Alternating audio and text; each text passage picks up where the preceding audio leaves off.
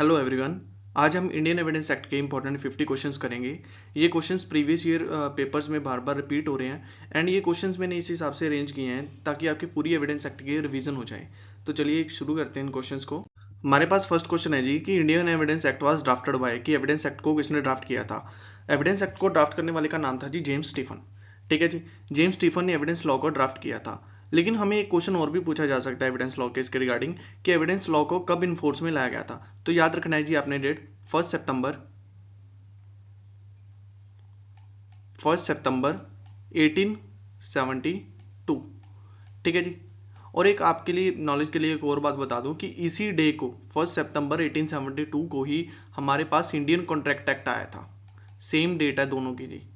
दोनों ही Indian contract act and Indian evidence act same date को ही इन्फोर्स किए गए थे। और अगर लॉर्ड मैकॉले की बात करें तो लॉर्ड मैकॉले ने इंडियन पीनल कोड को ड्राफ्ट किया था। ठीक है जी, जो कि 1 जनवरी 1862 को इन्फोर्स में लाया गया था।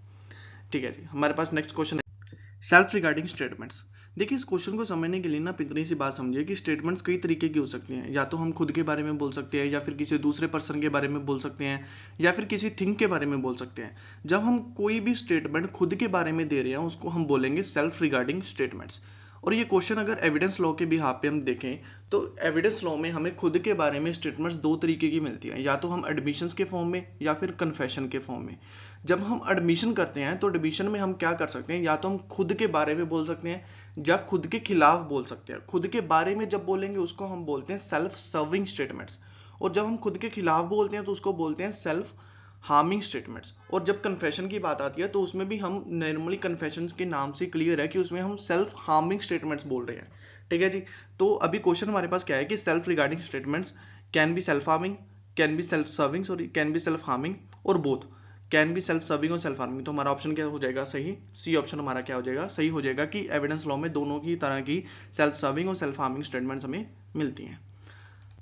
Standard of proof. देखिए स्टैंडर्ड ऑफ प्रूफ ना बेसिकली मीन क्या होता है इसका कि हमें किसी भी एविडेंस को, किसी भी फैक्ट को प्रूव करना है तो उसका स्टैंडर्ड क्या होना चाहिए। एविडेंस को या फैक्ट को प्रूव करने के लिए जो उसका स्टैंडर्ड होना चाहिए वो स्टैंडर्ड मेनली हमारे पास इस डायग्राम से हम देख सकते हैं कि हमारे पास डिफरेंट तरह के स्टैंडर्ड्स होते हैं। देखिए जो क्रिमिनल लॉ का स्टैंडर्ड होता है ना वो सबसे हाईएस्ट होता है। मतलब प्रोसिक्यूशन को अगर एक्यूज को गिल्ट स्टैब्लिश करनी है उसकी, तो हाईएस्ट स्टैंडर्ड ऑफ प्रूफ उसको हाईएस्ट एविडेंस देने होंगे। ठीक है जी, उसको हम कहते हैं बियॉन्ड रीजनेबल डाउट। तो क्रिमिनल केसेस में जो फॉलो होता है वो स्टैंडर्ड वो कौन सा होता है, बियॉन्ड रीजनेबल डाउट। वहीं हम सिविल केसेस में बात करें तो सिविल केसेस में स्टैंडर्ड थोड़ा सा कम हो जाता है। वो स्टैंडर्ड होता है उसमें प्रीपोंडरेंस ऑफ प्रोबेबिलिटी। ठीक है जी, कौन सा, प्रीपोंडरेंस ऑफ प्रोबेबिलिटी। तो अभी इस डायग्राम से हमें क्लियर हो रहा है कि क्रिमिनल केसेस का स्टैंडर्ड सिविल केसेस से थोड़ा सा ज्यादा होता है। ठीक है जी, मतलब much higher than civil cases. तो अभी हम ऑप्शंस पे जाएं तो सिविल एंड क्रिमिनल केसेस का सेम होता है, नहीं सेम नहीं होता जी, क्रिमिनल केसेस का ज्यादा होता है। तो सेकंड ऑप्शन है criminal cases is much more higher, ये ऑप्शन सही लग रही है जी। उसके बाद थर्ड ऑप्शन है जी हमारे पास क्रिमिनल केसेस लोअर नहीं होता, तो हमारे पास आंसर क्या आ गया, criminal cases is much more higher than civil cases. Now next question है जी हमारे पास,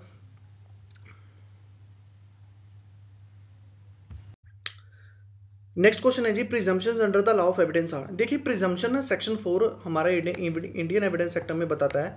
सेक्शन 4 एविडेंस एक्ट में बताता है कि हमारे पास तीन तरह के प्रिज्यूम है। ठीक है जी, तीन तरह के प्रिजम्पशंस है। एक है हमारे पास मे, ठीक है जी, दूसरी हमारे पास शेल, और तीसरी हमारे पास कंक्लूसिव।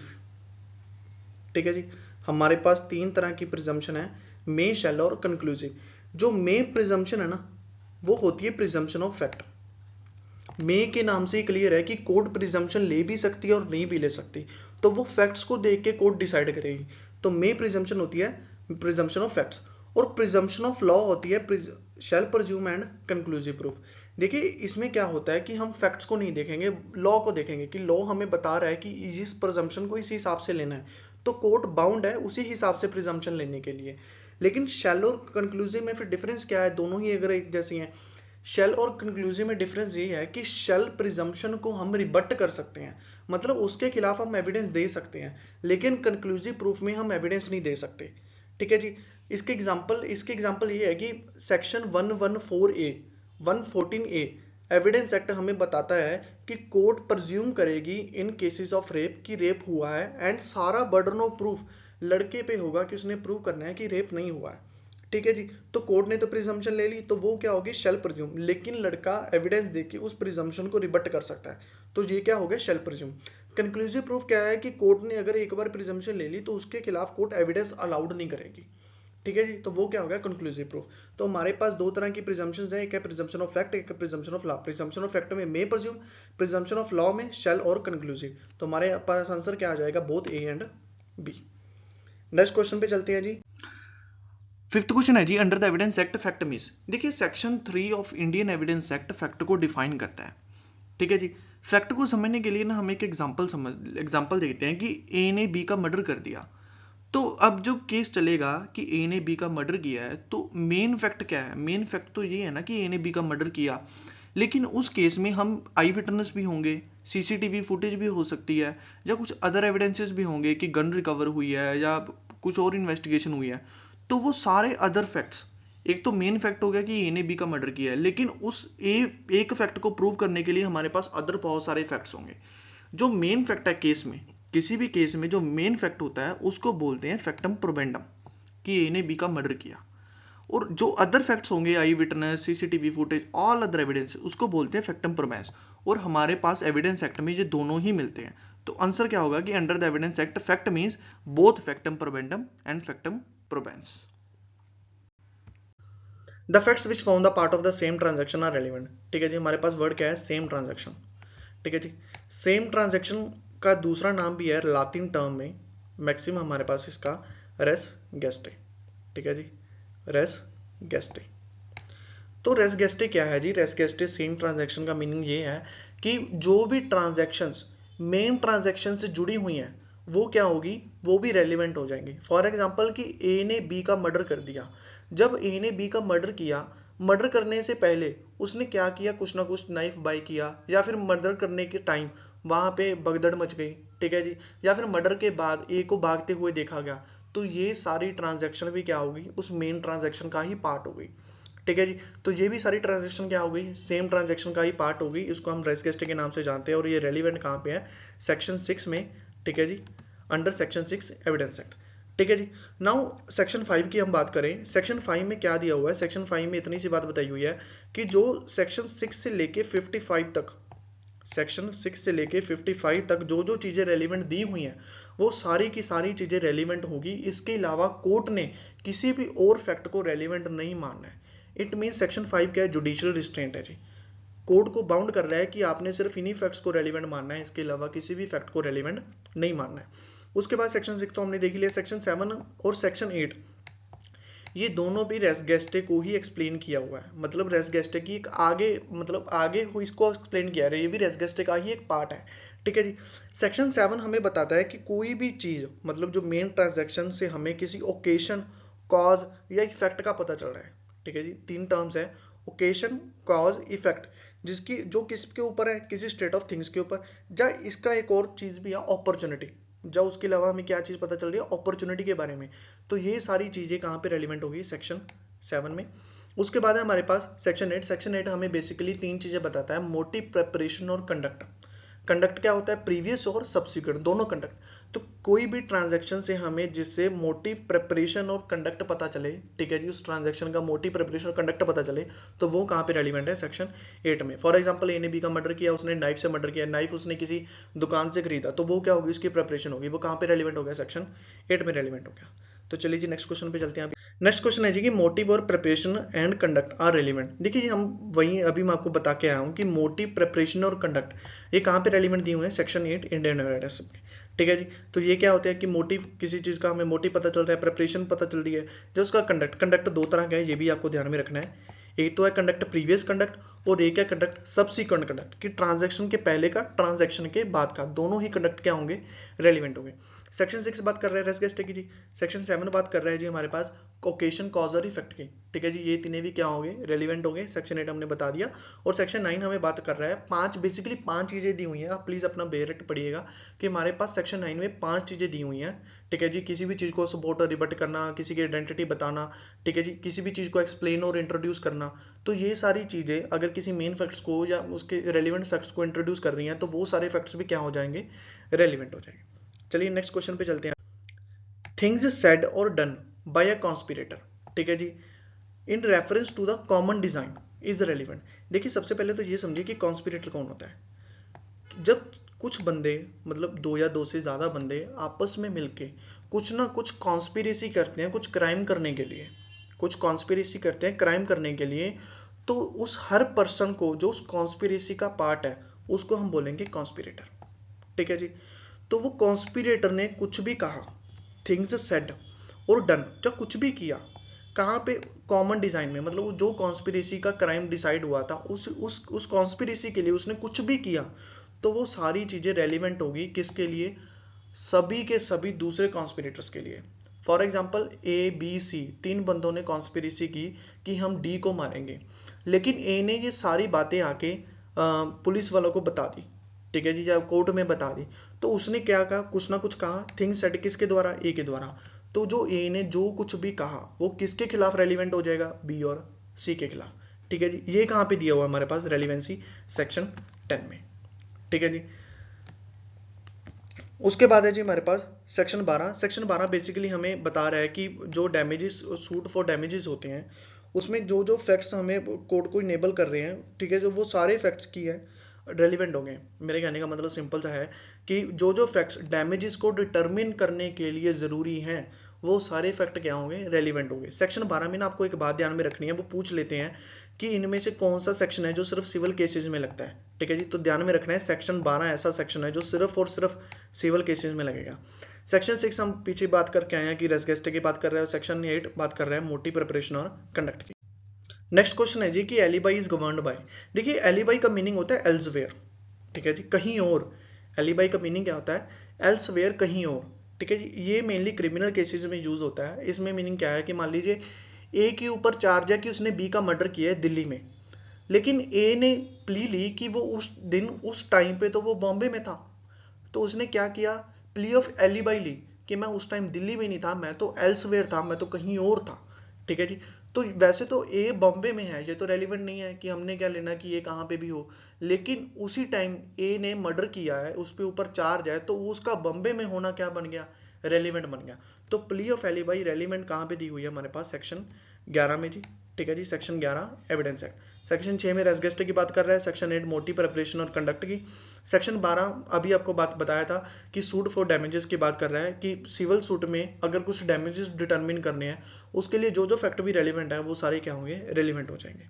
ठीक है जी, नेक्स्ट क्वेश्चन है जी कि mode of proof of custom is contained इन, कि कस्टम को प्रूव करने का मोड, कस्टम को प्रूव करने का मोड कहाँ पे दिया हुआ है, कंटेन्ड इन कहाँ पे है। ठीक है जी, देखिए पहले तो ये समझिए कि कस्टम होते क्या हैं। कस्टम होते हैं कि हमारी कोई यूजेज और हैबिट जो हम कंटिन्यूसली कितने टाइम से फॉलो करते आ रहे हैं। फॉर एग्जांपल दिवाली का त्यौहार, दिवाली का त्यौहार हम बहुत सालों से मनाते आ रहे हैं, तो वो क्या हो गया, हमारा कस्टम हो गया। तो इसी तरीके से कोई भी कस्टम जब क्वेश्चन में आ जाए, मतलब कोर्ट में केस आ जाए उस कस्टम के रिगार्डिंग ही, फॉर एग्जाम्पल एक लड़के ने 2 मैरिज करवा ली, अभी वो बोल रहा है कि हमारे कस्टम ही है कि हम 2 मैरिज करवा सकते हैं, तो कोर्ट बोल रही है कि तुम अपने कस्टम को प्रूव करो। तो उस अपने कस्टम को उसका प्रूफ करने के लिए कौन से मोड है एविडेंस लॉ में। एविडेंस लॉ में हमारे पास 3 तरह के मोड दिए हुए हैं। जो पहला मोड है जी हमारे पास सेक्शन 32 क्लोज 4। सेक्शन 32 क्लॉज 4 हमें क्या बता रहा है कि कस्टम को जब वहां किसी पर्सन की स्टेटमेंट से प्रूव करना है कि जो पर्सन ऑलरेडी मर गया है, जब उसको हम फाउंड नहीं कर सकते, उसको कोर्ट में नहीं लेके आ सकते, ठीक है जी, तो उस पर्सन की स्टेटमेंट, पब्लिक ओपिनियन, ठीक है, जो किसी पर्सन ने कोई ओपिनियन दिया था अपना, तो उस पब्लिक ओपिनियन को हम कोर्ट में क्या कर सकते हैं, प्रूव कर सकते हैं अंडर सेक्शन 32 क्लॉज 4। बट ये ओपिनियन याद रखना है कि हमें हमेशा कस्टम का क्वेश्चन आने से पहले दिया होना चाहिए। ठीक है जी, उसके बाद है जी हमारे पास सेक्शन 32 क्लॉज 7। सेक्शन 32 क्लॉज 7 बोलता है कि हम किसी भी ट्रांजैक्शन और कस्टम को प्रूव कर सकते हैं जो पहले किसी ना किसी डीड में, विल में, कहीं ना कहीं किसी डॉक्यूमेंट में लिखा गया हो। तो ये तो क्या हो गया, ओपिनियन हो गया, और ये क्या हो गया, जो डीड विल में लिखा गया हो। तो मतलब 32 क्लॉज में जो पर्सन को हम कोर्ट में डायरेक्टली नहीं लेके आ सकते, उनकी स्टेटमेंट्स को हम लेके आ रहे हैं। ठीक है जी, सेक्शन 48 हमें क्या बता रहा है कि जो पर्सन अभी जिंदा है, ठीक है जी, उसका हम ओपिनियन ले सकते हैं। फॉर एग्जांपल हमारे बुजुर्ग, उनको पता होता है कि ये कस्टम हमारे पास शुरू से चलता आ रहा है, तो हम उनका ओपिनियन ले सकते हैं, उनका ओपिनियन क्या कर सकते हैं 48 में रेडिमेंट कर सकते हैं। तो हमारे पास क्वेश्चन क्या है जी कि मोड ऑफ प्रूफ कहाँ पे कंटेन है, ऑल ऑफ अबव। ठीक है जी, चलो नेक्स्ट क्वेश्चन पे चलते हैं। Previous conviction of a person is relevant under. देखिए पहले बात तो प्रीवियस कन्विक्शन होती क्या है, इसके हम एग्जांपल पे तौर पे समझते हैं कि मान लीजिए एक पर्सन ने थेफ्ट की, चोरी की, ठीक है जी। तो जब उसका चोरी का ट्रायल चल रहा है, कोर्ट ने सजा सुनानी है, तो हम कोर्ट में जाके बोल सकते हैं कि सर इस बंदे ने पहले भी चोरी की थी, पहले भी इसको चोरी के लिए सजा मिल चुकी है, पहले भी ये कन्विक्शन हो चुकी है। तो जब हम बोल रहे हैं कि इसको पहले भी कन्विक्शन हो चुकी है, तो कोर्ट क्या करेगी, उसकी सजा इन्हांस कर सकती है। सजा इन्हांस कहाँ पे करेगी, तो आपको ये याद रखना है, इंपॉर्टेंट सेक्शन है कि हमारे पास एक सेक्शन 75 है जी, सेक्शन 75 इंडियन पीनल कोड, ठीक है जी। मैं आपको जरूर रेकमेंड करूंगा कि प्लीज आप एक बार 75 ऑफ इंडियन पीनल कोड जरूर पढ़ें। Section 75 of Indian Penal Code कहता क्या है कि किसी भी पर्सन की पनिशमेंट को इन्हांस किया जा सकता है उसकी प्रीवियसली कन्विक्शन के बेसिस पे, ठीक है जी। तो अभी हमारे पास क्वेश्चन क्या है कि प्रीवियसली कन्विक्शन रेलिवेंट का है। प्रीवियसली कन्विक्शन सेक्शन 14 में एक्सप्लेनेशन 2 के अंडर रेलिवेंट है, ये आपको याद रखना है, इंपॉर्टेंट क्वेश्चन है कि सेक्शन 14 वैसे तो बात करता है कि किसी की भी intention, knowledge, good faith, negligence, rashness, ill will, इन सब चीजों का क्या हो जाएगा, रेलिवेंट हो जाएगा। और एक दूसरा क्वेश्चन आपको ध्यान में रखना है कि सेक्शन 14 ने ना बहुत सारी इंटेंशंस दी हुई हैं, मतलब अलग अलग तरह का मेंसरिया दिया हुआ है, इंटेंशन का, नॉलेज का, इल विल का, ठीक है जी, काफी दी हुई हैं, लेकिन उसमें एक वर्ड नहीं है। वो वर्ड आपको ध्यान में रखना है, मोटिव।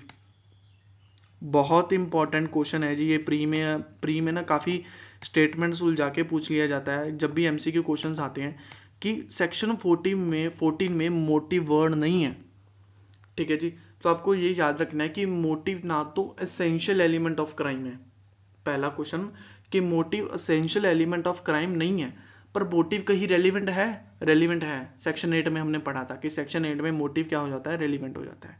चलिए नेक्स्ट क्वेश्चन पे मूव करते हैं। एडमिशंस। एडमिशंस क्या होती हैं कि कोई भी स्टेटमेंट जो अपने बारे में दी गई हो, सेल्फ रिगार्डिंग स्टेटमेंट जो हमने सेकंड क्वेश्चन में देखी थी, ठीक है जी।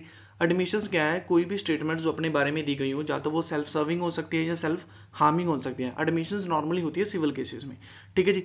एडमिशंस हमारे पास एविडेंस एक्ट में डिफाइन की गई है सेक्शन 17 में। सेक्शन 17 हमें बताता है कि एडमिशंस क्या है, एक स्टेटमेंट है, ठीक है जी। एडमिशंस क्या है, एक स्टेटमेंट है जो कैसे दी जा सकती है, या तो ऑरल फॉर्म में या फिर डॉक्यूमेंट्री, डॉक्यूमेंट्री मतलब रिटन फॉर्म में। तो कैसे दी जा सकती हैं, या तो ओरल फॉर्म में, या डॉक्यूमेंट्री मतलब रिटन फॉर्म में, या फिर इलेक्ट्रॉनिक फॉर्म में। तो तीन तरह से एडमिशन दी जा सकती हैं, ओरल, रिटन और डॉक्यूमेंट, ओरल, रिटन और इलेक्ट्रॉनिक फॉर्म। तो अभी हमारे पास ऑप्शन है कि मस्ट बी इन राइटिंग, नहीं, ओरल भी हो सकती है, मस्ट बी इन ओरल, नहीं, राइटिंग में भी हो सकती हैं। तो इधर ओरल और राइटिंग, तो ये ऑप्शन सही लग रहा है, ठीक है जी। ओनली इन ओरल, नोट में, ठीक है जी। तो हमारे पास ऑप्शन क्या आ गया, इधर ओरल और इन राइटिंग। चलिए नेक्स्ट क्वेश्चन पे चलते हैं। नेक्स्ट क्वेश्चन है हमारे पास कि एडमिशंस। एडमिशंस क्या है, are conclusive proof, are not conclusive proof, are conclusive proof of the matter and operate as estoppel, both A and C are correct. देखिए एडमिशंस, मान लीजिए कोई पर्सन अपने बारे में जो भी स्टेटमेंट बता रहा है उसको हम क्या कहेंगे, एडमिशंस कहेंगे, ठीक है जी। वो एडमिशन सेल्फ सर्विंग भी हो सकती है और सेल्फ हार्मिंग भी हो सकती है, ये बात तो हमने समझ ली। लेकिन एडमिशन क्या उस पर्सन ने कुछ बताया है उसको हम कंक्लूसिव प्रूफ मान लें, उसके बेसिस पे जजमेंट सुना दें, ये हमें बताता है सेक्शन 31। सेक्शन 31 एविडेंस एक्ट हमें बताता है कि admissions are not conclusive proof, ठीक है जी। एडमिशंस कंक्लूसिव प्रूफ नहीं है, लेकिन उसको हम एज अ एस्टॉपल यूज कर सकते हैं। एस्टॉपल का मतलब है कि जो पर्सन ने एक बार बोल दिया वो उसके रिगार्डिंग दूसरी स्टेटमेंट नहीं दे सकता, उसके खिलाफ दूसरी स्टेटमेंट नहीं दे सकता, ठीक है जी। तो इसके हम आंसर पे जाएं तो आर कंक्लूसिव प्रूफ नहीं, कंक्लूसिव प्रूफ तो होती नहीं है, ठीक है जी। Are not conclusive proof yes, but and operate as estoppel, तो ये ऑप्शन हमारा क्या हो गया, सही हो गया। Are conclusive proof of the matter and also operate as estoppel, नहीं, कंक्लूसिव प्रूफ नहीं होती हैं, ठीक है जी। और बोथ ए एंड सी नहीं है, तो हमारा ऑप्शन क्या हो गया, B is a correct option, ठीक है जी। नेक्स्ट क्वेश्चन पे चलते हैं जी। नेक्स्ट क्वेश्चन है जी हमारे, हाँ जी, communication made without prejudice are protected. देखिए विदाउट प्रिजुडाइस का मीनिंग होता है कि मान लीजिए कोई एडमिशन है, ठीक है, किसी पर्सन ने कोई एडमिशन की, लेटर्स के थ्रू उनमें कोई ट्रांजैक्शन चल रही है। इसको हम एक एग्जांपल के तौर पे समझते हैं कि मान लीजिए एक ए पर्सन है, ए ने बी के साथ एक कॉन्ट्रैक्ट करना है कि ए का एक हाउस है, उसने अपना हाउस बी को सेल करना है। तो ए ने एक लेटर लिखा, लेटर के ऊपर लिख देगा वो विदाउट प्रिजुडाइस। तो ए ने अपने लेटर के ऊपर लिख दिया विदाउट प्रिजुडाइस एंड बी को सेंड किया कि मैं तुम्हें हाउस 10 लाख का बेचने के लिए रेडी हूँ।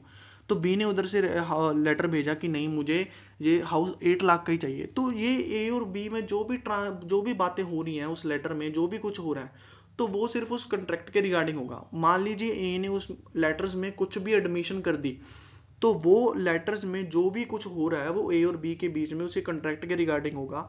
उस एडमिशंस को, उस लेटर्स को कहीं भी और यूज नहीं किया जा सकता। तो ये स्टेटमेंट क्यों नहीं यूज किया जाता? क्योंकि इसने ए ने अपने लेटर में क्या लिख दिया था? Word without prejudice. तो विदाउट प्रिजुडाइस का बेसिकली पर्पस ही यही होता है कि कम्युनिकेशन, जो एडमिशंस है, जो कम्युनिकेशन है, वो कहीं और रेलिवेंट ना हो। तो वो रेलिवेंट कहाँ पे, प्रोटेक्ट कहाँ पे की हुई है? सेक्शन 23 इंडियन एविडेंस एक्ट में। सेक्शन 22 की बात करें, सेक्शन 22 हमें बताता है कि ऑरल एडमिशन जो कंटेंट ऑफ डॉक्यूमेंट्स में है वो कब रेलिवेंट होगी। सेक्शन 24 हमें बताता है कि कुछ कन्फेशन जो हमें इंड्यूसमेंट, थ्रेट और प्रॉमिस में दिए गए जाते हैं वो बिल्कुल भी रेलिवेंट नहीं होते हैं। और सेक्शन 21 हमें बताता है कि जो सेल्फ सर्विंग स्टेटमेंट है, सेल्फ हार्मिंग नहीं, सेल्फ सर्विंग स्टेटमेंट्स कब रेलिवेंट होगी। सेक्शन 21 हमें बेसिकली एक जनरल प्रिंसिपल बता रहा है कि जो भी एडमिशंस हैं वो सेल्फ हार्मिंग ही रेलिवेंट होती हैं, सेल्फ सर्विंग नहीं होती। लेकिन 3 कंडीशन सेक्शन 21 ले डाउन कर रहा है जिसमें सेल्फ सर्विंग स्टेटमेंट्स भी क्या हो सकती हैं? रेलिवेंट हो सकती हैं। उसके बाद है जी हमारे पास, हाँ जी, एक confession made to a police officer is inadmissible under. देखिए कन्फेशन क्या होता है? कन्फेशन होता है कि सेल्फ हार्मिंग स्टेटमेंट जो खुद के खिलाफ दी गई हो, self harming statement. For example A बोल रहा है कि मैंने बी का मर्डर किया, तो अभी ए की ये स्टेटमेंट कि मैंने बी का मर्डर किया है, तो ये स्टेटमेंट क्या हो गई? सेल्फ हार्मिंग होगी ए के खिलाफ ही। ठीक है जी, तो उसको हम क्या बोलेंगे? कन्फेशन बोलेंगे। तो वो कन्फेशन पुलिस ऑफिसर को जो भी कन्फेशन दिए जाते हैं वो क्या होते हैं? इनएडमिसिबल होते हैं, वो रेलिवेंट नहीं माने जाते। ठीक है जी, तो वो इनएडमिसिबल कहाँ दिए हुए हैं? सेक्शन 25 एविडेंस एक्ट में। देखिए इसको ध्यान से समझिएगा कि हमारे पास ना बेसिकली 3 सेक्शन है, मेन 3 सेक्शन है कि सेक्शन 24, 25 एंड 26। 24 हमें बताता है कि पुलिस ऑफिसर वर्ड नहीं यूज किया गया 24 में। 24 में यूज किया गया है पर्सन इन अथॉरिटी, कि कोई भी पर्सन इन अथॉरिटी है वो किसी भी पर्सन को अड्यूसमेंट, इंड्यूसमेंट, थ्रेट और प्रॉमिस लेकर कोई भी स्टेटमेंट ले रहा है तो वो क्या होगी? इनएडमिसिबल होगी। तो वो स्टेटमेंट कहाँ पे है? सेक्शन 24 में। सेक्शन 25 एंड 26 यूज करते हैं word police officer. Section 25 use करता है वर्ड पुलिस ऑफिसर की, मतलब किसी भी पुलिस ऑफिसर को स्टेटमेंट दी गई है, चाहे वो सिविल ड्रेस में है, मतलब सिविल ड्रेस में है या अपने थाने में बैठा है या कहीं पे भी है, पुलिस ऑफिसर को कोई भी स्टेटमेंट दी गई है वो क्या होगी? कन्फेशन में काउंट नहीं होगी, इनएडमिसिबल होगी, कन्फेशन इनएडमिसिबल होगा। सेक्शन 26 बताता है पुलिस कस्टडी। सेक्शन 26 बात कर रहा है पुलिस कस्टडी। पुलिस कस्टडी में किसी को भी स्टेटमेंट दी गई है तो वो क्या होगी? इनएडमिसिबल होगी। इसमें सिर्फ एक एक्सेप्शन है, वो है मैजिस्ट्रेट, कि जो भी स्टेटमेंट मैजिस्ट्रेट को दी जाती है, कन्फेशन मैजिस्ट्रेट को रिकॉर्ड करवाया जाता है। कहाँ पे? 164 में, 164 सीआरपीसी। ठीक है जी, क्रिमिनल प्रोसीजर कोड। सिर्फ यहाँ पे कन्फेशन को रेलिवेंट माना जाएगा जो कि मैजिस्ट्रेट को दिया गया है, जुडिशियल मैजिस्ट्रेट को, वरना कोई भी स्टेटमेंट, कोई भी कन्फेशन पुलिस ऑफिसर की कस्टडी में दिया गया वो सेक्शन 26 में इररेलेवेंट होगा। सेक्शन 25 में पुलिस ऑफिसर को, सेक्शन 26 में किसी भी पर्सन को पुलिस कस्टडी में। सेक्शन 27 हमें बेसिकली बताता है कि वैसे तो सारी स्टेटमेंट 24, 25, 26 कन्फेशन क्या हो गए? इररेलेवेंट हो गए, लेकिन कोई कन्फेशन से हमें किसी चीज की डिस्कवरी हो रही है। ठीक है जी, डिस्कवरी ऑफ फैक्ट हो रहा है। फॉर एग्जांपल कि मान लीजिए ए ने बोला कि मैंने बी को मारा है, लेकिन मैंने बी को जिस चाकू से मारा है वो चाकू मेरे घर पे है, तो वो चाकू क्या होगा? उस चीज की डिस्कवरी होगी ना। तो ऐसी डिस्कवरी के लिए वो स्टेटमेंट क्या हो जाएंगी? रेलिवेंट हो जाएंगी। ठीक है जी, चलिए नेक्स्ट क्वेश्चन पे चलते हैं। सेक्शन 27 अप्लाइज टू, पहले हम सेक्शन 27 की डिटेल समझते हैं कि सेक्शन 27 है क्या। देखिए सेक्शन 27 हमें ये बता रहा है कि वैसे तो कन्फेशन रेलिवेंट नहीं है, पुलिस ऑफिसर को कोई भी कन्फेशन जो दिया गया है वो रेलिवेंट नहीं है। कहाँ पे रेलिवेंट नहीं है? सेक्शन 24, 25 और 26 में। ठीक है जी, ये एविडेंस एक्ट में। लेकिन सेक्शन 27 बता रहा है कि अगर वही कन्फेशन से कुछ डिस्कवरी हो रही है, उसी कन्फेशन से अगर कुछ डिस्कवरी हो रही है, फॉर एग्जांपल कि ए बोल रहा है कि मैंने बी का मर्डर किया और जिस चाकू से मैंने मर्डर किया वो चाकू मैंने अपने घर पे छुपाया है, तो उसकी जो स्टेटमेंट है कि चाकू मेरे घर पे है और चाकू वहां पे फाउंड हो जाता है, तो उसकी वो स्टेटमेंट क्या हो जाएगी? रेलिवेंट बन जाएगी। ठीक है जी, तो वो स्टेटमेंट से क्या हो रही है? डिस्कवरी हो रही है। लेकिन सेक्शन 27 में जो मेन इंपॉर्टेंट बात ध्यान में रखने वाली है कि वो ये है कि सेक्शन 27 तभी अप्लाई होगा जब ये स्टेटमेंट अक्यूज्ड देगा। ठीक है जी, सबसे पहली बात, ये स्टेटमेंट कौन देगा? अक्यूज्ड देगा। सेकंड बात कि ये इंफॉर्मेशन पुलिस वाले को पहले नहीं होनी चाहिए। ठीक है जी। फॉर एग्जाम्पल कि पुलिस वाले को पहले नहीं पता होना चाहिए था कि ये चाकू पहले ही उसके घर पे है, तो ये स्टेटमेंट रेलिवेंट तब नहीं मानी जाएगी। तो सेक्शन 27 की कंडीशन क्या है? पहली कंडीशन तो ये है कि स्टेटमेंट कौन देगा? अक्यूज देगा। कन्फेशन कौन करेगा? अक्यूज्ड करेगा। सेकंड, वो कन्फेशन की नॉलेज पुलिस वाले को नहीं होनी चाहिए। थर्ड पॉइंट, वो कन्फेशन किसी भी विटनेस या किसी भी और पर्सन के द्वारा नहीं होना चाहिए, सिर्फ और सिर्फ अक्यूज्ड के ही द्वारा होना चाहिए। ठीक है जी। तो इसकी जो डायरेक्टली लिंक है ना, वो 162 सीआरपीसी से होता है। 162 सीआरपीसी बेसिकली हमें क्या बताता है कि पुलिस वाले की कोई भी स्टेटमेंट दी गई है उसको हम corroborate नहीं कर सकते हैं, सिर्फ कंट्राडिक्ट कर सकते हैं।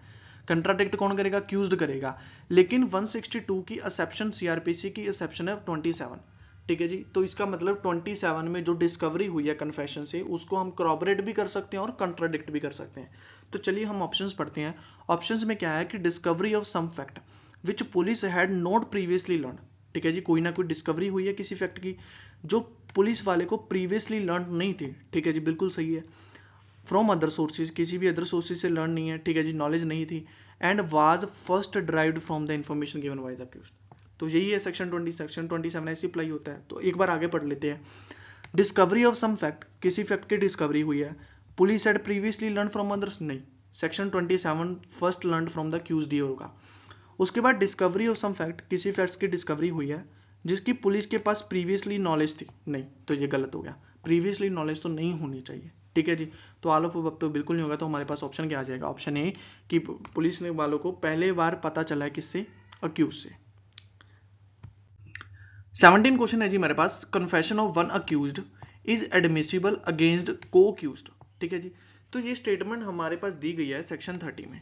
सेक्शन 30 इंडियन एविडेंस एक्ट में बताता है कि जब एक से ज्यादा अक्यूज्ड एक क्राइम में हो, तो अगर वन अक्यूज्ड कन्फेशन दे देता है तो उसका कन्फेशन दूसरे अदर अक्यूज्ड, जिसको हम क अक्यूज्ड वर्ड यूज करेंगे, तो दूसरे क अक्यूज्ड के खिलाफ उसको यूज किया जा सकता है।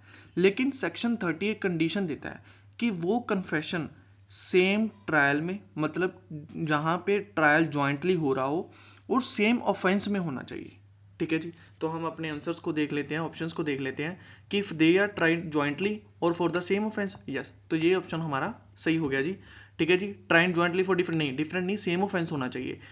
दे are tried jointly for the same offence, सही है जी, बट ज्वाइंटली ट्रायल भी होना चाहिए। ठीक है जी। Jointly trial and same offence होना चाहिए। तो ये भी लास्ट वाला ऑप्शन भी डिफरेंट ऑफेंस हो गया, तो ये भी क्या हो गया? गलत हो गया। और आपको ध्यान में रखना है कि अगर अक्यूज्ड दूसरे को अक्यूज को मतलब कन्फेशन दे रहा है, तो इसके लिए अदर रेलिवेंट सेक्शन हमारे पास क्या है? एक तो है जी हमारे पास 133। ठीक है जी। 133 बताता है कि इसको क्या बोलेंगे? अकम्प्लिस बोलेंगे। क्या वर्ड यूज करेंगे? अकम्प्लिस। अकम्प्लिस क्या? अब सेक्शन 133 बताता है कि अकम्प्लिस की स्टेटमेंट क्या होगी? रेलिवेंट होगी। लेकिन हमारे पास एक सेक्शन 114 है एविडेंस का ही 114 सेक्शन, उसकी ना इलस्ट्रेशन बी है। इलस्ट्रेशन बी हमें बताती है कि जब भी इसकी अक्यूज्ड की, अकम्प्लिस की स्टेटमेंट रिकॉर्ड की जाएगी तो उसको corroborate करना जरूरी है। ठीक है जी। और ये जो सारी स्टेटमेंट होगी वो कैसे रिकॉर्ड की जाएगी? इसके लिए हमारे पास सेक्शन है 306 306 ऑफ सीआरपीसी। ठीक है जी। 306 ऑफ सीआरपीसी हमें बताता है कि अकम्प्लिस की स्टेटमेंट कैसे रिकॉर्ड की जाएगी। चलिए जी नेक्स्ट क्वेश्चन पे चलते हैं। अभी हम हमारे पास नेक्स्ट क्वेश्चन है जी कि under section 32 of Indian evidence Act a statement of a person who is dead to be admissible. देखिए सेक्शन 32 बात करता है डाइंग डिक्लेरेशन। देखिए मेरी बात समझिए, सेक्शन 38 में एक तो 8 क्लोजेज हैं। ठीक है जी। पहले बात आपने मेन याद रखनी है कि सेक्शन 32 में हमारे पास कितने क्लोजेज हैं? 8 क्लोजेज हैं। ये 8 के 8 क्लोजेज उन पर्सन की स्टेटमेंट्स को रेलिवेंट बना रहे हैं जिनको हम कोर्ट में नहीं लेके आ सकते। ठीक है जी। जिन पर्सन्स को हम कोर्ट में नहीं लेके आ सकते उनकी स्टेटमेंट वो रेलिवेंट बना रहे हैं। ठीक है जी। तो वो स्टेटमेंट्स में से सबसे जो पहला क्लॉज है ना, फर्स्ट क्लोज बात करता है हमारे पास 32 का फर्स्ट क्लोज डाइंग डिक्लेरेशन की। जो पर्सन डेड हो चुका है उसकी स्टेटमेंट की बात कर रहा है। तो डाइंग डिक्लेरेशन हमेशा तभी रेलिवेंट होगा जब वो पर्सन खुद की डेथ के बारे में बता रहा हो। ठीक है जी।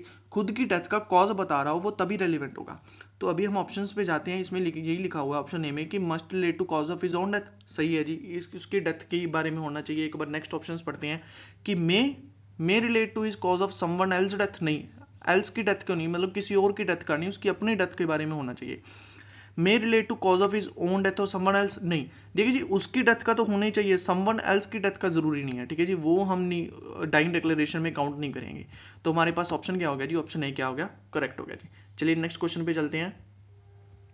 19th क्वेश्चन है जी हमारे पास, नेसेसिटी रूल और doctrine of necessity as to the admissibility of evidence is contained in. देखिए सबसे पहले तो नेसेसिटी समझिए क्या है, कि डॉक्ट्रिन ऑफ नेसेसिटी ये कहता है कि जब हमें कुछ ऐसी कंडीशंस आ गई, कुछ नेसेसरी कंडीशंस इस तरीके की आ गई कि हमारे पास और कोई दूसरा सोल्यूशन नहीं है, तो हम कुछ चीज़ों को रेलिवेंट या और कुछ चीज़ों को एडमिसिबल बना सकते हैं। फॉर एग्जाम्पल कि हमारे पास एक डाइंग डिक्लेरेशन का कंसेप्ट है कि जब पर्सन मर रहा है, आप उसने अपने मरते मरते एक स्टेटमेंट दे दी, ठीक है जी, उस पर्सन की वो स्टेटमेंट ना तो कोर्ट में हुई है, और सेकंड बात ना ही उस पर्सन की स्टेटमेंट को क्रॉस एग्जामिन किया गया है, क्योंकि वो पर्सन तो मर गया, उसकी क्रॉस एग्जामिनेशन कैसे करें। तो फिर भी ऐसी स्टेटमेंट को हम, क्योंकि नेसेसिटी है कि उस पर्सन के क्रॉस एग्जामिन तो हो ही नहीं सकता, उसको क्या बना सकते हैं, रेलिवेंट बना सकते हैं। तो यही हमारे पास पूछा गया है कि नेसेसिटी रूल कहाँ दिया गया है। सेक्शन 31 की बात करें, सेक्शन 31 तो बता रहा है कि एडमिशंस क्या होंगी, एडमिशंस कंक्लूसिव प्रूफ नहीं होगी, वो स्टॉपल उसके ऊपर स्टॉपल अप्लाई करेगा, तो ये तो कोई नेसेसिटी रूल नहीं बता रहा। लेकिन सेक्शन 32 मैंने अभी बताया, जैसे डाइंग डिक्लेरेशन एग्जांपल बताइए आपको, उसमें 8 क्लोजेज है, 8 के 8 क्लोजेज नेसेसिटी रूल को फॉलो कर रहे हैं, ठीक है जी। तो हमारे पास आंसर क्या हो गया, सेक्शन 32। और 60 एंड 61 हम आगे वाले आने वाले एमसीक्यूज में देखेंगे। 20th क्वेश्चन है जी हमारे पास, a dying declaration to be admissible must be made before a magistrate, made before police officer, made before private person, या made either before magistrate, police officer, doctor और प्राइवेट पर्सन। देखिए एक simple सा concept आप खुद अपने दिमाग से लगाइए कि डाइंग डिक्लेरेशन देते हुए पर्सन जरूरी तो नहीं ना कि कोर्ट में होगा या फिर कहीं स्पेशली मैजिस्ट्रेट वहां पे प्रेजेंट होगा। पर्सन की डेथ तो कभी भी हो सकती है, डेथ के टाइम जो भी उसके आसपास होगा वो उसी को ही अपनी स्टेटमेंट देगा।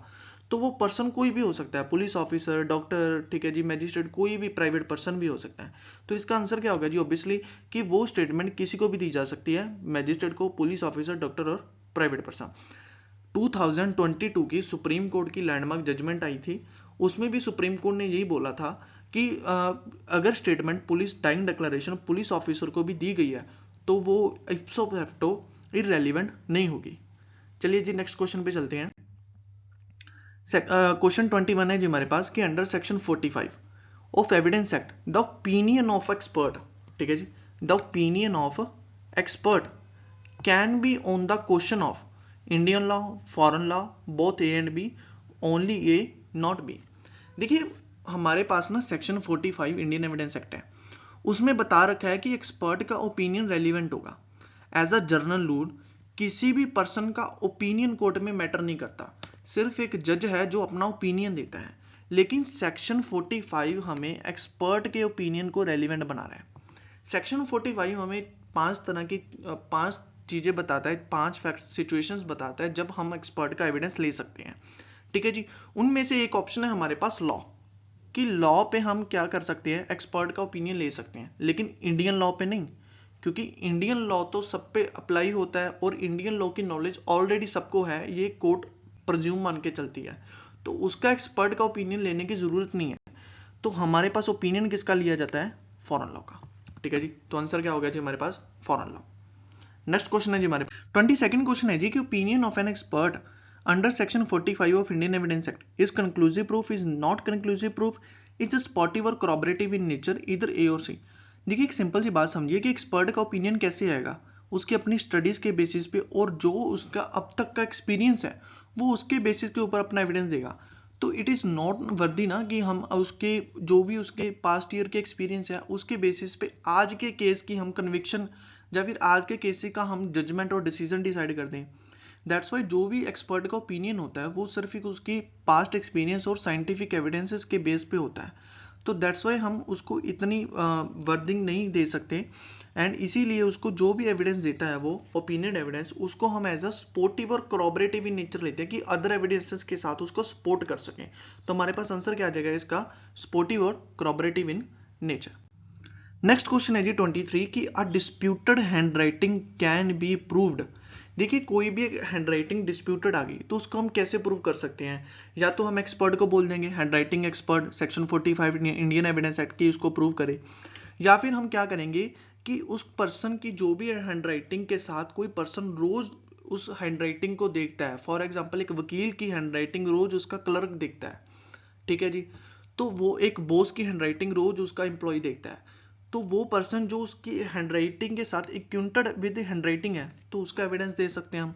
ये हमारे पास रेलिवेंट है जी 47 में, 47 इंडियन एविडेंस एक्ट में, ठीक है जी। या फिर हम क्या कर सकते हैं, by comparison of two admitted and disputed handwritings, ठीक है जी। यहाँ हम क्या कर सकते हैं कि हम कोर्ट क्या कर सकती है कि जो एक हैंड राइटिंग उसी की है जो प्रूव्ड हैंड राइटिंग है, ठीक है जी, और जो इसकी डिस्प्यूटेड हैंड राइटिंग है, उन दोनों को क्या करें, कंपेयर करें। तो हमारे पास आंसर क्या आ जाएगा जी, ऑल ऑफ अबव आ जाएगा जी। नेक्स्ट क्वेश्चन है जी हमारे पास 24th क्वेश्चन है जी, the relationship in section 50 of evidence act means. देखिए सेक्शन 50 बात कर रहा है ओपिनियन ऑफ रिलेशनशिप्स की, ठीक है जी, कि ओपिनियंस रिलेशनशिप्स के ऊपर ओपिनियन को क्या बना रहा है, सेक्शन 50 रेलिवेंट बना रहा है। लेकिन रिलेशनशिप्स कौन सी, सेक्शन 50 बात कर रहा है तीन तरह की रिलेशनशिप्स को। फर्स्ट रिलेशनशिप है जी ब्लड की, सेकंड मैरिज, थर्ड अडॉप्शन। तो हमारे पास अभी ऑप्शंस है कि रिलेशनशिप ऑफ ब्लड ओनली, नहीं मैरिज ओनली नहीं है ना, मैरिज और अडॉप्शन भी है, तो ये ऑप्शन हो गया जी गलत। सेकंड ऑप्शन है जी हमारे पास बाय ब्लड और मैरिज, ठीक है जी। चलो थर्ड ऑप्शन है जी हमारे पास बाय ब्लड और मैरिज और अडॉप्शन। तो हमारे पास ऑप्शन क्या सही होगी जी, सी ऑप्शन क्या होगी, करेक्ट होगी। 25th क्वेश्चन है जी, facts of which judicial notice is to be taken are stated in. देखिए हमारे पास ना कुछ फैक्ट्स दिए हुए हैं जुडिशियल, जिनका हम कोर्ट जुडिशियल नोटिस लेती है। इसका मीनिंग क्या है कि उन फैक्ट्स के ऊपर प्रूफ लेके आने की, एविडेंस लेके आने की जरूरत नहीं है। फॉर एग्जाम्पल इंडिया में क्राइम्स के लिए इंडियन पिनल कोड लगता है, तो वो इंडिया का लॉ है। अभी वो प्रूव करने की जरूरत नहीं है कि इंडिया में इंडियन पिनल कोड ही अप्लाई होगा, ठीक है जी। ऐसी हमारे पास एक लिस्ट दी हुई है सेक्शन 57 में, सेक्शन 57 में लिस्ट दी हुई है, वो लिस्ट के ऊपर कोर्ट डायरेक्टली जुडिशियल नोटिस लेगा, उनके ऊपर प्रूफ लेके आने की जरूरत नहीं है। लेकिन ये चीजें बता कौन रहा है, ये चीजें बता रहा है हमारे पास सेक्शन 56। सेक्शन 56 हमें बताता है कि जो फैक्ट्स दिए हुए हैं उनके ऊपर जुडिशियल नोटिस लेके आने की जरूरत, मतलब फैक्ट प्रूफ लेके आने की जरूरत नहीं है। सेक्शन 57 हमें उन चीज़ों की लिस्ट प्रोवाइड करता है। सेक्शन 58 हमें बताता है कि जो चीज़ों को एडमिट कर लिया गया है उनके ऊपर प्रूफ लेके आने की ज़रूरत नहीं है। और सेक्शन 55 हमें बता रहा है, वो तो करेक्टर के बारे में बता रहा है, ठीक है जी। Section 55 is already about character in civil cases, ठीक है जी। तो हमारे पास क्वेश्चन क्या था कि facts of which judicial notice is taken are stated in, कहाँ पे स्टेट किए हुए हैं, तो स्टेट कहाँ पे हुए हैं, 57 में जी। नेक्स्ट क्वेश्चन है जी हमारे पास, नेक्स्ट क्वेश्चन है जी कि facts which need not be proved by the parties include, ठीक है जी। Facts of which judicial notice has to be taken, facts which have to be admitted by the parties at और before the hearing, both A और B and neither A nor B. देखिए 56 to 58 ना हमें कुछ facts बता रहा है जिनके ऊपर पार्टीज को प्रूफ देने के लिए, एविडेंस लेके आने के लिए जरूरत नहीं है।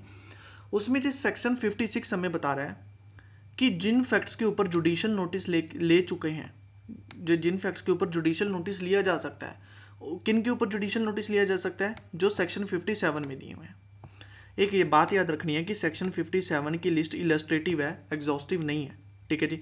तो जिनके ऊपर जुडिशियल नोटिस लिया जा रहा है उनको 56 के अकॉर्डिंग प्रूव करने की जरूरत नहीं है। और दूसरी बात, जो सेक्शन 58 के अकॉर्डिंग जो एविडेंस को एडमिट किया जा रहा है बाय द पार्टीज एट और बिफोर द हियरिंग, ये वर्ड भी ध्यान में रखना है, एट और बिफोर द हियरिंग, उन सभी के लिए भी एविडेंस लेके आने की जरूरत नहीं है जी। तो हमारे पास आंसर क्या होगा जी, बोथ ए एंड बी हो गया जी। नेक्स्ट क्वेश्चन 27 क्वेश्चन है जी हमारे पास कि oral evidence under the section 60 of evidence act में be direct only hearsay both A and B, इधर ए एंड बी। देखिए सेक्शन 60 बेस्ड है जी बेस्ट एविडेंस रूल के ऊपर। बेस्ट एविडेंस रूल क्या कहता है कि हमारे पास डायरेक्ट एविडेंस होंगे, सुनी सुनाई बातें, हियर से एविडेंस नहीं होंगे। तो वही बात कर रहा है सेक्शन 60 की, ऑरल एविडेंस हमेशा क्या होंगे जी, डायरेक्ट होंगे। नेक्स्ट क्वेश्चन है जी कि contents of document may be proved under section 61 of evidence act. देखिए सेक्शन 61 हमें बता रहा है कि एविडेंस, कोई भी डॉक्यूमेंट है ना, कोई भी डॉक्यूमेंट है तो उसके लिए एविडेंस कैसे लेके आ सकते हैं, या तो प्राइमरी डॉक्यूमेंट, प्राइमरी मतलब ओरिजिनल डॉक्यूमेंट, या फिर हम उसके लिए लेके आ सकते हैं सेकेंडरी डॉक्यूमेंट। थर्ड ऑप्शन है हमारे पास इधर प्राइमरी और सेकेंडरी, तो ये ऑप्शन हमारा हो गया सही, क्योंकि सेक्शन 61 हमें बता रहा है कि बहुत तरह के डॉक्यूमेंट्स हम लेके आ सकते हैं, प्राइमरी और सेकेंडरी। हाँ जी 29th क्वेश्चन है जी हमारे पास, the circumstances under which the secondary evidence is admissible have been enumerated in. देखिए इस बात को समझने से पहले ना आप ध्यान से एक बात समझिए कि हमारे पास एक सेक्शन 61 था, ठीक है जी, हमारे पास क्या था, एक सेक्शन 61। सेक्शन 61 ने हमें बताया कि एविडेंस दो तरह के हो सकते हैं, या तो प्राइमरी या फिर सेकेंडरी, ठीक है जी, कि डॉक्यूमेंट को प्रूव करने के लिए या तो हम लेके आ सकते हैं प्राइमरी एविडेंस या फिर लेके आ सकते हैं सेकेंडरी एविडेंस। प्राइमरी मतलब ओरिजिनल, सेकेंडरी मतलब ओरिजिनल की कॉपी, ठीक है जी। तो उसके बाद है हमारे पास एक सेक्शन 64, ठीक है जी, एक है हमारे पास सेक्शन 64। सेक्शन 64 ने बोला कि जो भी एविडेंस लेके आने हैं, सेक्शन 64 बोल रहा है कि जो भी एविडेंस लेके आने हैं वो प्राइमरी में लेके आओ, जो भी एविडेंस लेके आने हैं वो प्राइमरी में लेके आओ जब आपके पास कुछ कंडीशंस ऐसी होंगी, ठीक है जी, कुछ कंडीशंस ऐसी होंगी, उन कंडीशंस में ही आप क्या लेके आ सकते हैं, सेकेंडरी एविडेंस लेके आ सकते हैं। तो वो कंडीशंस क्या होगी, इसके बारे में कहां लिखा गया है, सेक्शन 65 में। तो यही था जी हमारे पास question, the circumstances under which the secondary evidence is admissible have been enumerated in section 65। Section 63 की बात करें, सेक्शन 63 ने हमें बताया है कि सेकेंडरी एविडेंस कैसे कैसे होंगे, मतलब वो 5 तरह के एविडेंस बता रहा है कि वहां पे सेकेंडरी एविडेंस होगा। सेक्शन 64 हमने बात करी ली कि प्राइमरी एविडेंस ही ज़्यादा एडमिसिबल होगा, इन केसेस जो सेक्शन 65 में फॉलो हो रहे हैं उन्हीं केसेस में सेकेंडरी एविडेंस होगा, ठीक है जी। सेक्शन 66 बात कर रहा है नोटिस देने की, ठीक है जी, पार्टी को कि वो अपना एविडेंस लेके आए।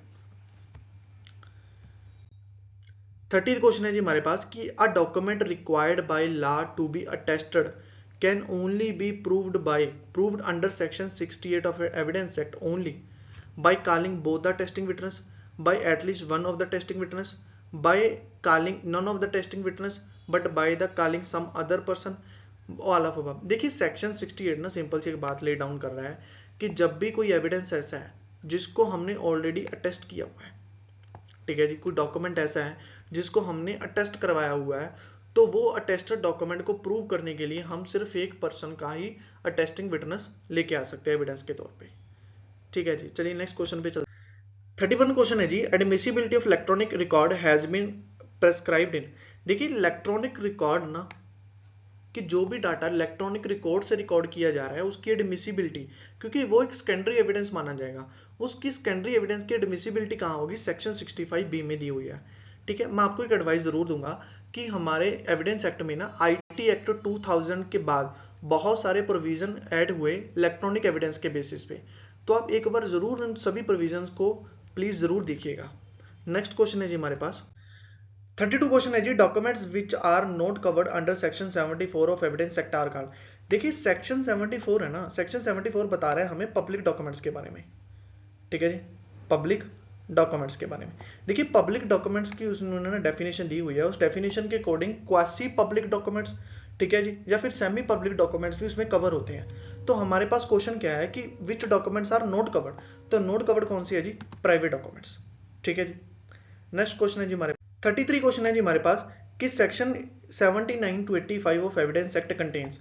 देखिए 79 to 85 में ना प्रिजम्पशंस दी हुई हैं, ठीक है जी, इसमें वर्ड यूज किया गया है सारे ही सेक्शन 79 to 85 में शेल वर्ड, ठीक है जी। शेल वर्ड का मीनिंग क्या है जी, शेल प्रिजम्पशन का मीनिंग क्या है कि ये प्रिजम्पशन ऑफ लॉ है, ऐसी प्रिजम्पशन है कि जो जो लॉ ने कहा है, जैसी प्रिजम्पशन लेने को कहा है, कोर्ट बाउंड है वैसी प्रिजम्पशन लेने के लिए। लेकिन कोर्ट की प्रिजम्पशन लेने के बाद जो भी पर्सन है एविडेंस देना चाहता है, ठीक है जी, जिसके ऊपर बर्डन ऑफ प्रूफ है, वो एविडेंस देके इस प्रिजम्पशन को तोड़ सकता है, मतलब इस प्रिजम्पशन को क्या कर सकता है, रिबट कर सकता है। अभी हम ऑप्शंस में जाएं तो हमारे पास ऑप्शन है जी कि इट इज इरिबटेबल प्रिजम्पशन, नहीं वो तो रिबटेबल है जी, तो ये ऑप्शन तो हो गया गलत, ठीक है जी। उसके बाद है रिबटेबल प्रिजम्पशन, हाँ जी ये ऑप्शन सही लग रहा है।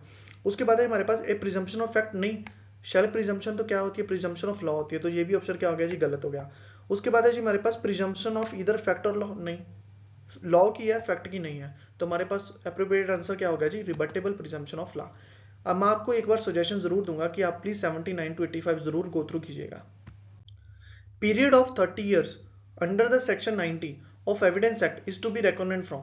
देखिए सेक्शन 90 है ना, सेक्शन 90 हमें बता रहा है कि कोई भी एक ओरिजिनल डॉक्यूमेंट जो 30 साल से पुराना है, कितने साल से, 30 साल से, ये याद रखना है जी, कई बार डायरेक्टली पूछ लिया जाता है कि सेक्शन 90 में कितना टाइम पीरियड दिया हुआ है, 30 years।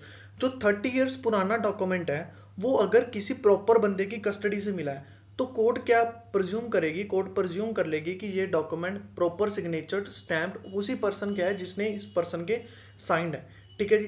तो हमारे पास ये पूछा गया है हमारे पास कि वो एविडेंस वो 30 ईयर्स कब से रिकॉग्नाइज्ड होंगे, तो वो कब से रिकॉग्नाइज्ड होंगे जी, the date on which document is tender in evidence, जिस दिन वो document evidence as a tender किया गया, ठीक है जी, when its genuineness become a subject of proof, तभी हम उसको क्या करेंगे 30 ईयर्स को उसी डेट से काउंट करेंगे जी। 35th क्वेश्चन है जी हमारे पास, section 92 of evidence act prohibit admission of oral evidence, ठीक है जी, in respect of written document for the purpose of. देखिए इसके पहले एक बात समझिए कि हमारे पास एक सेक्शन 91 है, ठीक है जी। सेक्शन 91 हमें बता रहा है, सेक्शन 91 हमें बता रहा है कि कोई भी टर्म्स जो कि किसी ना किसी कॉन्ट्रैक्ट, ग्रांट, टर्म और डिस्पोजिशन से रिलेटेड है, तो वो कॉन्ट्रैक्ट को जब भी प्रूव करना है, वो टर्म्स को जब भी प्रूव करना है, तो हम डॉक्यूमेंट देंगे, ऑरल एविडेंस वहां पे अलाउड नहीं किए जाएंगे, ठीक है जी। सेक्शन 91 का ही फर्दरेंस में है सेक्शन 92। सेक्शन 92 बता रहा है कि वो टर्म्स जो ग्रांट, वो डिस्पोजिशन हमने इन रिटर्न में लिखे हैं, अगर उसमें हम कुछ भी कंट्राडिक्शन आ जाए, ठीक है जी, सॉरी, उसमें कुछ भी क्या आ जाए, कंट्राडिक्शन आ जाए, या उसकी टर्म्स को हम वेरी कर रहे हैं, उसकी टर्म्स को हम ऐड कर रहे हैं, या उसमें हम मॉडिफिकेशन कर रहे हैं, किसमें जो हम 91 में बात कर रहे हैं, तो उसमें जो भी कुछ होगा, वो जो भी वेरिफिकेशन, जो वेरी होंगी, जो एडिंग होगी टर्म्स, वो सारी की सारी भी क्या होगी, इन रिटर्न फॉर्म में होगी। तो यही सेक्शन, क्वेश्चन दोबारा से पढ़ते हैं, क्वेश्चन में भी यही है कि सेक्शन 92, ठीक है जी, क्या कर रहा है, एविडेंस एक्ट प्रोहिबिट कर रहा है, क्या प्रोहिबिट कर रहा है, एडमिशन ऑफ ऑरल एविडेंस, क्योंकि वो सारी टर्म्स, वेरीफाई, एडिंग, सब कुछ होगा, वो कैसे होगा, रिटर्न डॉक्यूमेंट में होगा, इन respect of return document for the purpose of, ठीक है जी, वो क्या हो गया, तो इसका आंसर क्या होगा कि कॉन्ट्राडिक्ट, वेरिंग, एडिंग, मॉडिफाइंग, सब कुछ होगा जी, ऑल ऑफ अबव होगा जी। 36th क्वेश्चन है जी, extinguishing evidence to show the meaning और supply of the defects of an instrument is prohibit under section 93 in respect of. देखिए सेक्शन 93 टू लेके section 99 तक हमारे पास ना एम्बिग्यूटी का टॉपिक है। एम्बिग्यूटी क्या होती है कि किसी चीज में कुछ क्लियरेंस नहीं है, ठीक है जी। एम्बिग्यूटी का मीनिंग क्या है कि कुछ क्लियर नहीं है।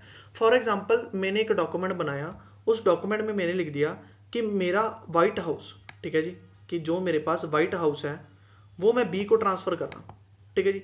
लेकिन जब डॉक्यूमेंट को अप्लाई करने के टाइम आया तो मेरे पास 2 व्हाइट हाउस थे सेम लोकेशन पे, तो अभी मैंने कौन सा व्हाइट हाउस ट्रांसफर किया है, तो ये क्या होगी, एम्बिग्यूटी होगी।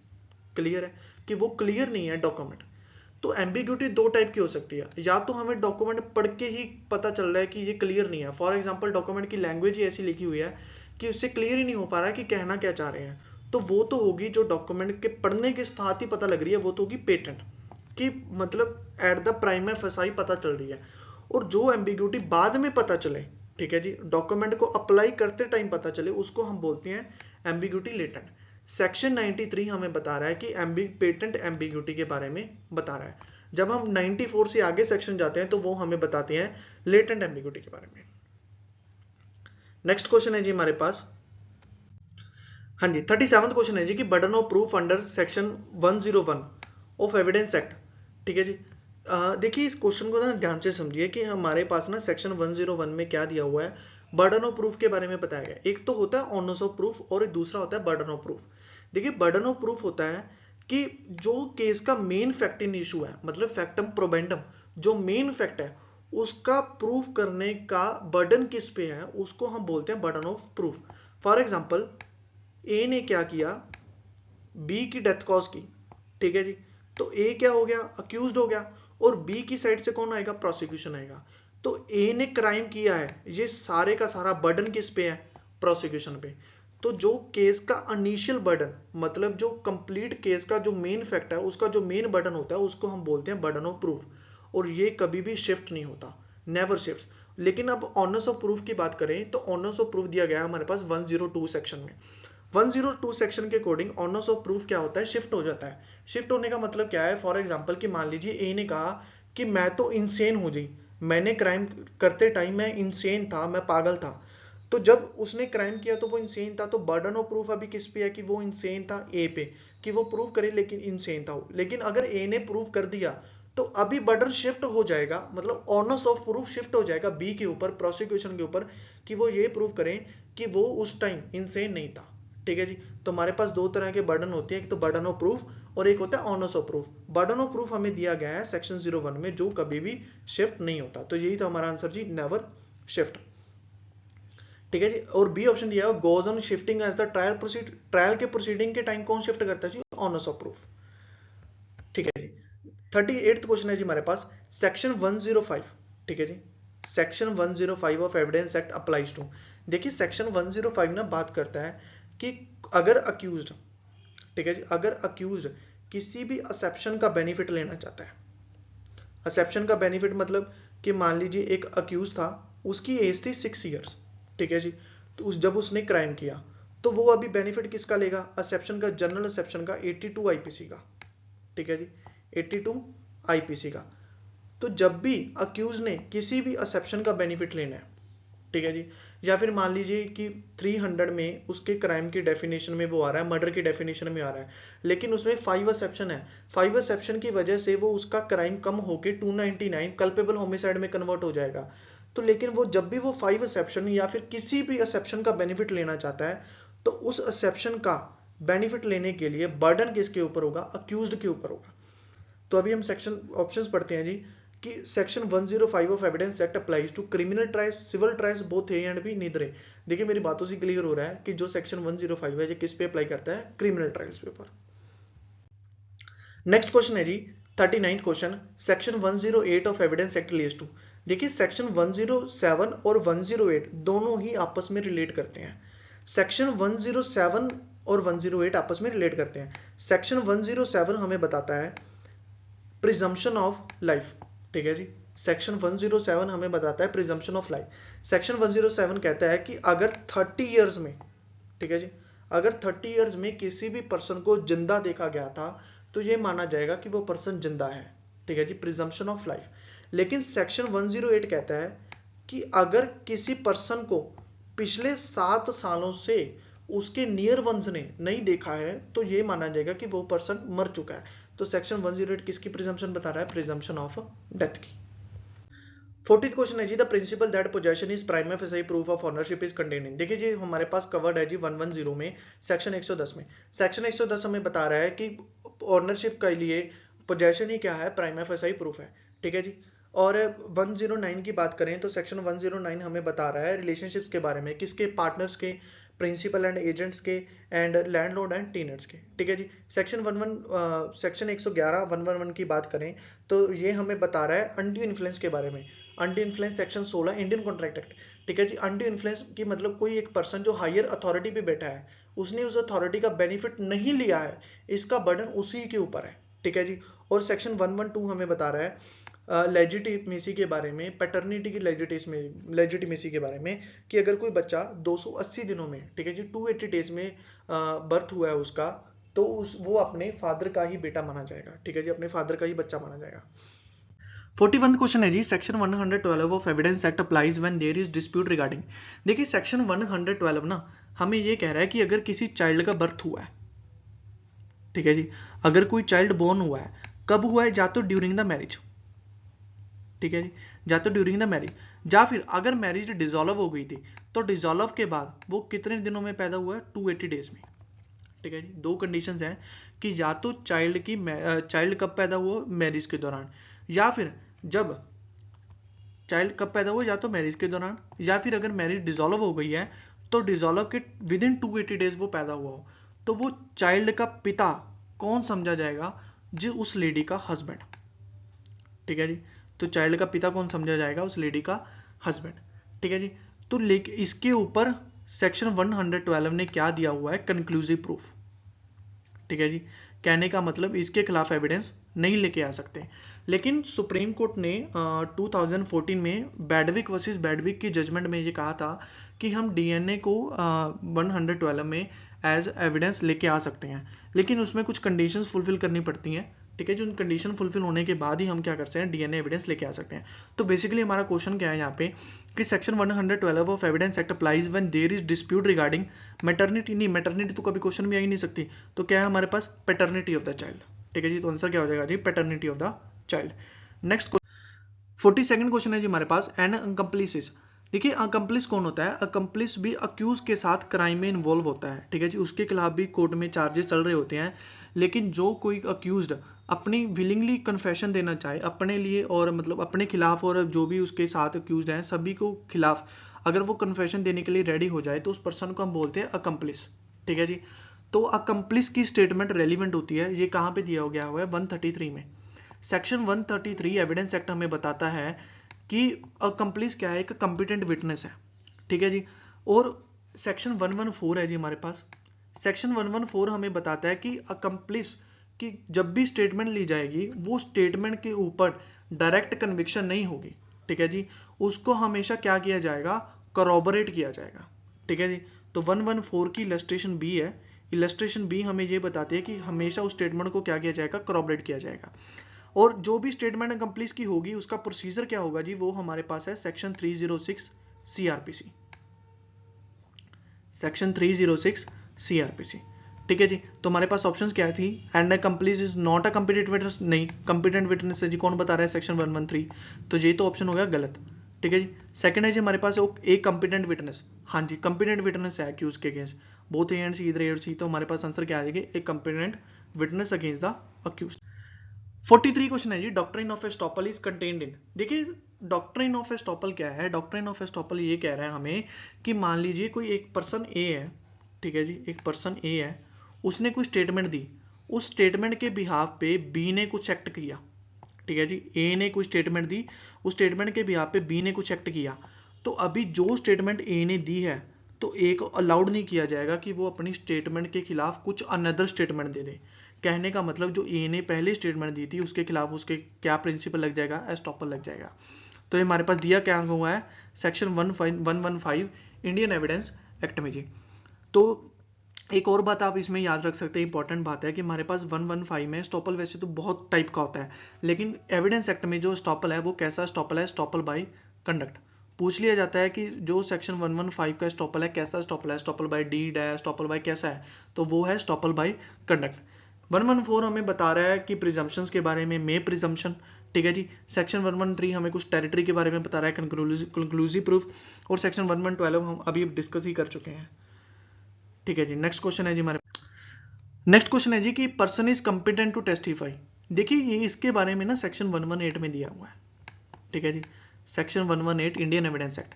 Section 118 in Indian evidence act हमें बता रहा है कि मान लीजिए कोई पर्सन ए है, ठीक है जी, हमने अभी देखना है कि ये पर्सन कॉम्पिटेंट है या नहीं है, तो इसके लिए हम दो टेस्ट लगाएंगे। पहला टेस्ट तो ये कि हम जो भी क्वेश्चन ए को पूछ रहे हैं कोर्ट में वो उसको समझ में आ रहा है, पहला टेस्ट तो ये हो गया।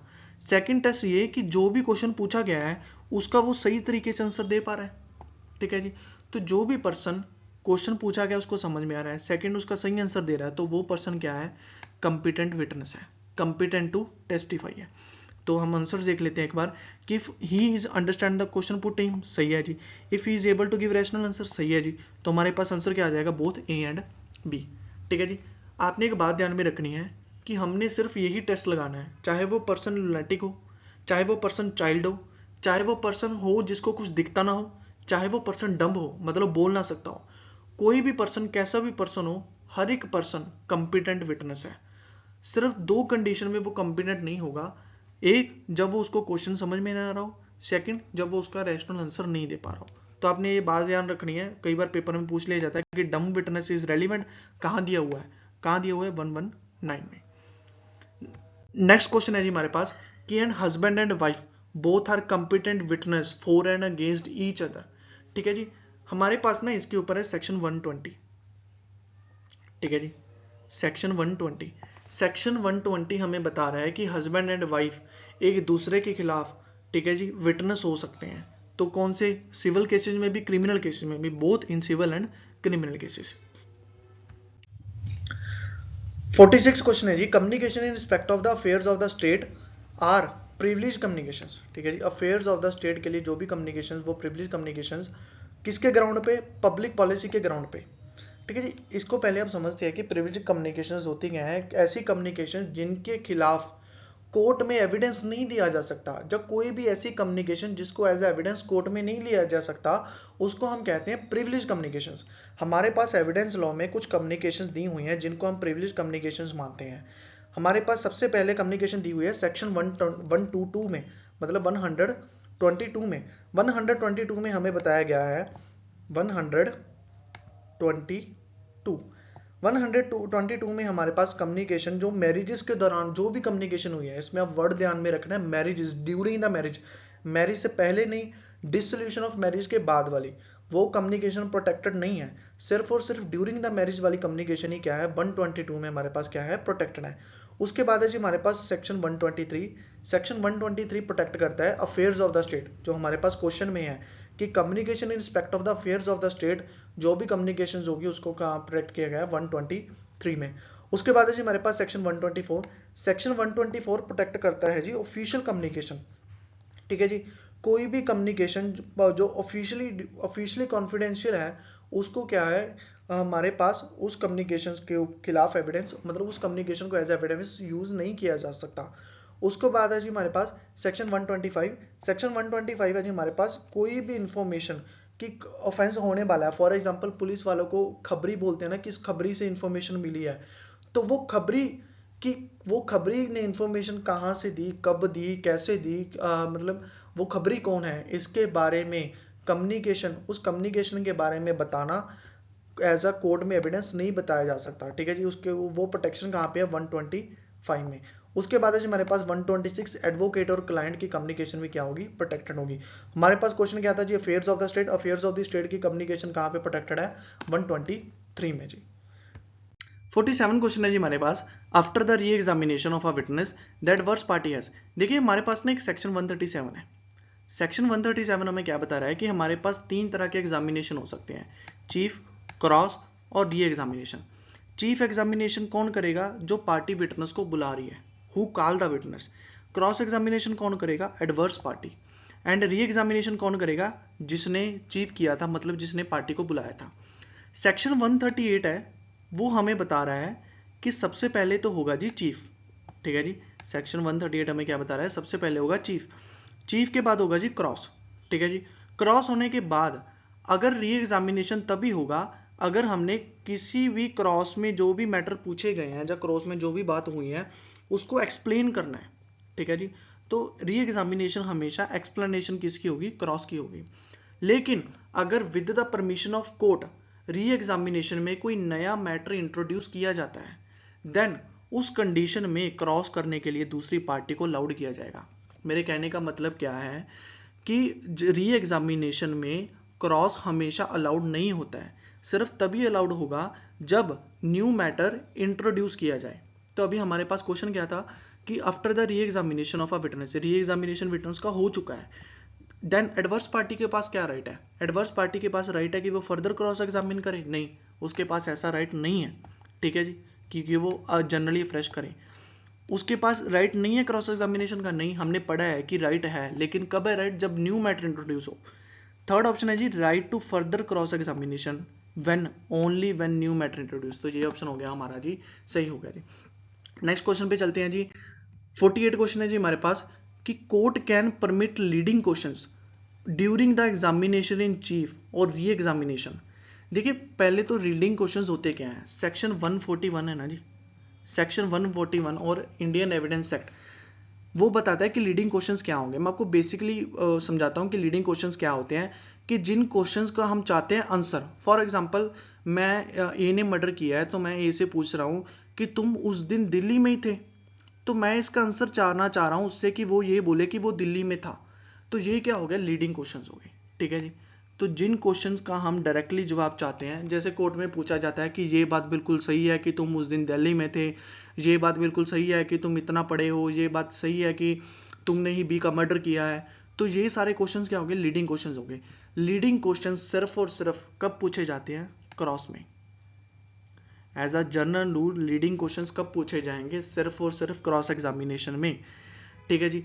बट क्या लीडिंग क्वेश्चन फिर चीफ और री एग्जामिनेशन में नहीं पूछे जाएंगे, पूछे जाएंगे, लेकिन कब, जब मैटर क्या होगा, अनडिस्प्यूटेड होगा, जब क्वेश्चन क्या होगा, इनडिस्प्यूटेड होगा, या फिर मैटर्स क्या होंगे, इंट्रोडक्शन नेचर के होंगे, मतलब तुम्हारा नाम क्या है, ठीक है, तुम कहाँ रहते हो, ठीक है, या फिर कोई मैटर जो सफिशिएंटली ऑलरेडी प्रूव हो चुका है, ठीक है जी, उन्हीं क्वेश्चंस के रिगार्डिंग हम चीफ और री एग्जामिनेशन अलाउड करेंगे। तो हमारे पास आंसर क्या आ जाएगा जी इसका, इधर ए, बी और C. Question number 49, provision for the hostile witness is provided. देखिए होस्टल विटनेस वो विटनेस होता है जिसने या तो स्टेटमेंट कोर्ट में फॉल्स दी हो, या तो कोर्ट में उसने फॉल्स स्टेटमेंट दी हो, या फिर वो विटनेस जिसने स्टेटमेंट देने से डिनाई कर दिया हो।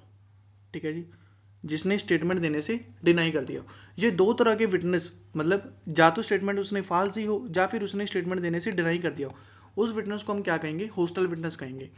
नॉर्मली क्या होता है कि मान लीजिए प्लेंटिफ है, ठीक है जी, प्लेंटिफ ने अपने किसी विटनेस को बुलाया, किसी ए ना के पर्सन को उसने एज अ विटनेस बुलाया, ठीक है जी, तो प्लेंटिफ ए का क्या करेगा, चीफ करेगा ना, क्योंकि सेक्शन 137 क्या बोलता है कि प्लेंटिफ ए का क्या करेगा, अपने जिस विटनेस को उसने बुलाया उसका क्या करेगा, वो चीफ करेगा। लेकिन क्योंकि ए विटनेस होस्टाइल हो चुका है, मतलब उसने या तो स्टेटमेंट देने से डिनाई कर दी है या फिर फॉल्स स्टेटमेंट दिया, इस केस में प्लेंटिफ, वैसे तो उसने चीफ करना था, वो क्या कर सकता है, with the permission of court A का क्या कर सकता है, क्रॉस एग्जामिनेशन कर सकता है।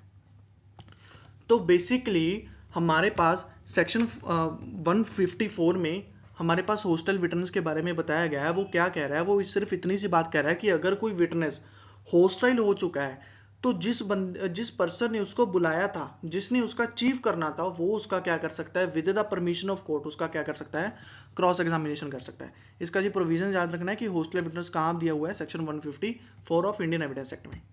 हाँ जी, लास्ट क्वेश्चन है जी हमारे पास, court questions under the section 165 of Indian evidence act can be put to. देखिए 165 ना कोर्ट की पावर है। कोर्ट की क्या पावर है कि कोर्ट किसी भी विटनेस को या किसी भी पार्टी को केस के दौरान कोई भी क्वेश्चन पुट कर सकती है, चाहे वो क्वेश्चन रेलिवेंट है चाहे वो इररेलिवेंट है। कोर्ट कोई बाउंड नहीं है, किसी भी टाइप का कोई भी क्वेश्चन पूछ सकती है। ठीक है जी। एंड सेकंड बात आपको ध्यान में रखनी है कि कोर्ट क्वेश्चंस तो पूछ रही है, रेलिवेंट और इररेलिवेंट कोई भी क्वेश्चन पूछ रही है, लेकिन जब कोर्ट जजमेंट प्रोनाउंस करेगी, जजमेंट सुनाएगी, जजमेंट रिटन डाउन करेगी, उस टाइम सिर्फ और सिर्फ रेलिवेंट क्वेश्चन ही नोट कर सकती है। इररेलिवेंट क्वेश्चन के ऊपर जजमेंट बेस्ड नहीं हो सकती है, लेकिन कोर्ट पूछ जरूर सकती है for to clear his mind. ठीक है जी, अपने माइंड को क्लियर करने के लिए कोर्ट क्वेश्चन पूछ सकती है। तो हमारे पास क्वेश्चन क्या है जी, court question under section 165 of evidence act can be put to, किसको पुट कर सकती है, एनी विटनेस, ठीक है जी, कर सकती है, एनी पार्टी कर सकती है। तो हमारे पास आंसर क्या आ जाएगा जी, बोथ ए एंड बी आ जाएगा जी। थैंक यू जी। मैंने कोशिश की है कि आपको एक बारी में कंप्लीट एविडेंस एक्ट के जो जो इंपॉर्टेंट प्रोविजन है उनकी आपकी रिवीजन करवाऊं। ठीक है जी। एंड एक मेरी सजेशन ज़रूर फॉलो कीजिएगा कि मैंने इसमें ना केस लॉज वगैरह फॉलो नहीं किए हैं, केस लॉ और कुछ मैक्सिम्स जो एविडेंस लॉ में इंपॉर्टेंट है वो मैं आपको अलग वीडियो में करवा दूंगा। एंड हो सके तो इस वीडियो को 2 बार देखिएगा ज़रूर, क्योंकि मैंने कोशिश की है कि मैंने आपको प्रोविजन लिंक करवाऊँ और ज़्यादा से ज़्यादा आपको डिटेल में बताऊँ। तो इससे क्या होगा कि आपकी कंप्लीट एविडेंस एक्ट की रिवीजन हो जाएगी। Thank you ji.